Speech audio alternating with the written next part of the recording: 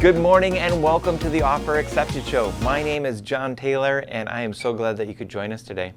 We have a great episode. Missy, again, is out on the town and she's talking to Penny Strohkirch, and she is a staging professional. So if you are looking to sell your home or if you're an investor who flips homes, Penny is the person to speak to. She has so much furniture and she's so good at interior design and making a house go from looking kind of empty and not very exciting to really interesting and inspiring so that people want to buy it quickly.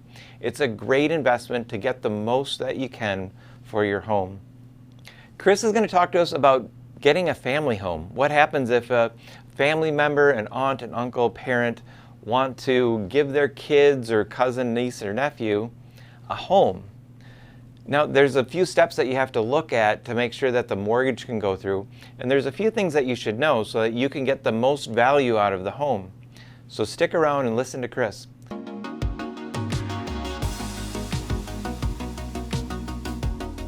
Good morning. I'm here with Penny from Looking Forward Home Staging and Interior Design.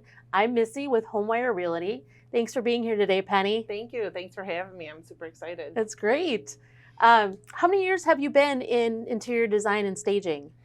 I am coming up on my 3-year anniversary of staging. I went to school a few years ago for interior design, and I knew right away that I wanted to stage houses. We had projects in school that were all about learning AutoCAD and architectural drawing and everything, and I was like, get me to the pillows, get me to the canvases.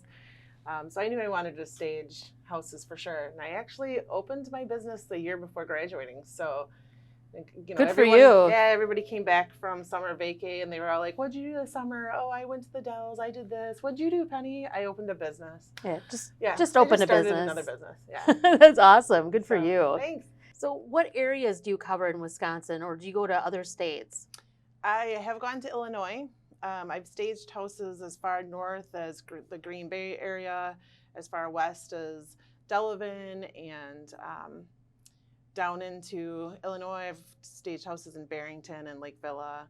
So I'm all over the place. About an hour and a half is my circle. Outside of Milwaukee, hour and a half radius. Yeah. All right. What kind of services do you offer? I offer full service home staging. So my niche has really been with flippers where their houses are vacant. I can come in, bring in everything from the rugs to the canvases, sofas, all the tchotchke that goes on the counters and everything.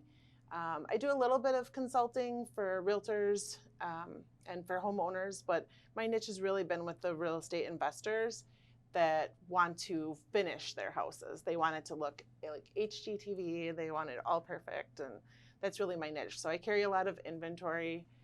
And I actually carry a lot of inventory. You carry it in your car. Yes, I carry it in my truck, and I also, I hold a lot of inventory. I have a warehouse in Sturtevant. I call it the Flair House. And I have about 20 houses worth of furniture there. So. Wow. So somebody really has full service with you. They don't have to go and rent their own stuff and then you put it all out. It's full service. Not at all. It's totally full service. I like to come into the projects early on. Some of my flippers even have me come in during their planning stages, right after they've closed on them and bought them. So I come in and help them decide where walls go and, some tile and paint options and stuff like that, although they're all doing gray. Everything's gray or grayish. Grayish. Yes, 50 shades of gray going on right now. Yeah, for sure. But I do like to come in at the beginning of the project and get a feel for the house and decide what type of furniture is going to be used. Every house is very personal to me. They're all very individual. And we do have some examples that we'll be showing of things you've done, some before and afters. Thanks. I know as a realtor, it's really hard for some buyers to visualize that space. So I would think the staging helps bring some value that way. Right. Like we can see in the before and after pictures, that an empty space is really hard to visualize what it's going to be like for you and your family to live there, where you're going to put your furniture, how you're going to utilize a room. So when people come through and they see a fully staged house, it's easy for them to see how beautiful Right. their life is going to be there and how happy they're going to be. And the number one question, where's that TV going to go in the living room? So you've shown them where to put the TV. So when do you recommend staging a home? Like, do you have certain times that you do and don't? I mean, with this market, as you were saying, not always happening. So do you say always stage a home, or is there just certain situations? Well, I mean, I say always stage a home. Nobody wants to see an empty home. Right, right. So I would say always. You definitely want to stage a home when maybe there's difficult rooms that, like we said, it's hard to visualize what's going on in this room. Is this a dining room? Is this a den? You know, is this an office versus a fourth bedroom? So it's easier with staging to see exactly what the purpose of the room could be so that you can picture yourself there. Yeah, I agree. Yeah. So once a buyer gets a home, do you offer any services to that buyer as far as picking colors and tile and interior design? Maybe they got a fixer-upper. Do you offer any of those services? I do offer interior design services. Every property, every project is individual. I can offer everything from helping you pick paint and tile for your backsplash to moving walls and putting in new windows and stuff like that. So every project is so different. There's so much work to do to make your house perfect. That's awesome. How will someone get in touch with you? The best way to get a hold of me is through my Facebook page. When you go to the Facebook page, you can see all of the pictures of previous projects and what I'm up to now. So Facebook is really the best way to get a hold of me. Thank you so much for being here, Penny. I'm so glad you bring all this value to buyers and sellers in this industry. Thank you. So up next is John and Kris.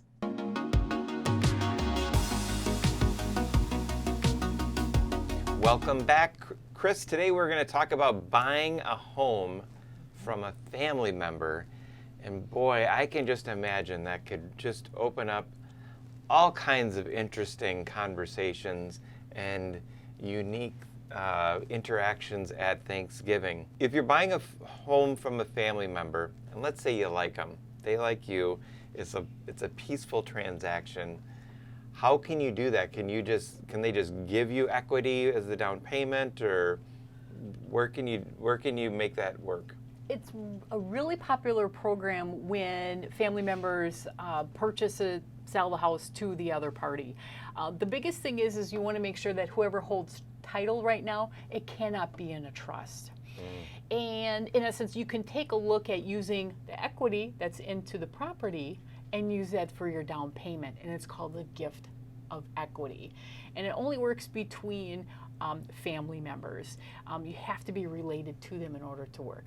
So a great example of this, and again, I'm just going to use for simple number-wise, if the property's worth $100,000, but let's say the mom and dad say, you know what, since you've been a great kid, I'm going to sell it to you for $80,000. Well, if it's worth $100,000, you have $20,000 worth of equity in there. So guess what? That's your down payment. So if you structure the offer to purchase, so purchasing the property for $100,000, mom and dad turn around and give you the $20,000 as far as for the gift of equity. Mom and dad are going to net off at $80,000. The new buyer's loan amount is going to be at $80,000. So therefore, that's your 20% down, no PMI. And will you get a better interest rate, less interest rate if you're doing this type of a deal? Pretty much it shouldn't matter at all, because interest rates are going to be based off of what your credit scores are at. And again, you have to structure your offer to purchase accordingly. You can't do the offer to purchase in this case at $80,000 because you need to make sure that it's listed in there as far as for the gift of equity. And can you qualify for WIDA, Freddie Mae, Fannie Mac, all of those? Exactly. All of those loan programs do have that gift of equity caveat in there, and again, if you sell between a family member. The biggest thing that you want to take a look at as far as for mom and dad giving that gift, are they going to have any tax consequences at all? A lot of times in the case that I just showed, what they'll do is, if there's a mom and dad, they'll split that up, $10,000 to the their child, and then $10,000 from one. So therefore, in essence, if you combine together, that's the $20,000. Again, seek a tax advisor before you do the offer to purchase, just to make sure that the party receiving the funds, also the party giving the funds, what tax obligations do they have? What happens if down the road the family member no longer likes you? And can they somehow take the house back, or once the deal is done, it's done, correct? Correct. Once the deal is done, it's done, because at the time of closing, they're going to do a deed. It's going to transfer it from one party to the other, and it's solid. That new person is the owner of the property.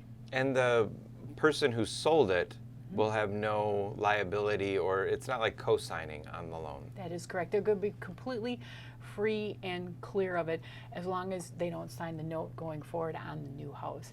Typically, in most cases that we see, the mom and dad or grandma, grandpa, whoever that is, aunt or uncle, are completely free of the property.